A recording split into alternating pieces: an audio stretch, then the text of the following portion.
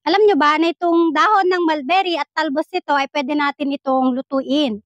Itong talbos niya pwede natin ihalo sa mga gulay o sa mga ulam na nilalagyan natin ng dahon.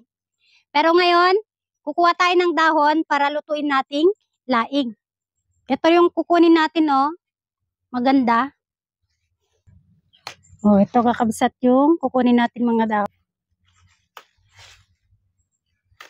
Pagkatapos, hugasan natin ito ng mabuti. Tingnan natin yung harap at likod kung mayroong nakadikit na mga insekto. Pwede naman itong lutuin na fresh. Hiwain lang ng maliliit, tanggalin yung tangkay. Pero ang gagawin natin ngayon, ibilad natin sa araw. Dito ko lang sa palanggana pinatuyo. Kung meron kayong trapal, mas mainam para mailatag nyo ng mabuti. Ito yung unang araw, hindi pa masyadong tuyo dahil hindi naman maghapon umaraw.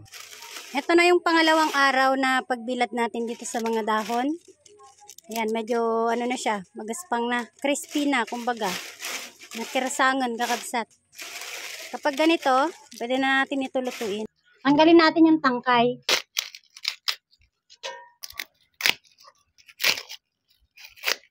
Eto na siya. Kung gusto nyo medyo maliliit lang, ay pwede nyo pa to hati-hatiin. Hindi ko alam kung paano rin po kayo nagluluto ng laing, kakabsat. Pero sa akin ganito lang, nagisa ako ng sibuyas bawang. Nilagyan ko ng tanglad dahil naubusan kami ng luya. Bilang pansahog, nilagay ko tong dried na alamang o kuros. Pwede po dito karne ng baboy o kaya dilis. Sunod naman, nilagay ko na tong gata. Isang sachet lang ito, hinati ko lang at nilagyan ng tubig. Yung kalahati, ihahalo ko rin mamaya. Nilagyan ko na rin ito ng asin at konting seasoning. Nang kumulo na ito, nilagay ko na itong dahon ng mulberry. Pwede ring broth cube ang ilagay dito, kakabsat. Basta timplahan na lang ayon sa panlasa. Haluin lang natin ito ng mabuti hanggang sa makoveran siya ng gata. Lutuin lang natin ito ng mga 30 to 45 minutes. Ito yung kaibahan niya dun sa dahon ng gabi. Madali lang yung lutuin at malambot. Ito medyo magaspang, kaya kailangan siyang lutuin ng medyo matagal para lumambot. Kapag kulang na yung sabaw, pwedeng dagdagan ng tubig. Para sa akin, okay na yung lambot nito. Kaya inilagay ko na yung natitirang gata at niluto ko pa ito ng another 10 minutes. Nilagyan ko rin ng sili sa ibabaw. Mas masarap ito pag medyo maanghang. At ayan, luto na itong laing na mulberry, kakabsat. Kain na tayo!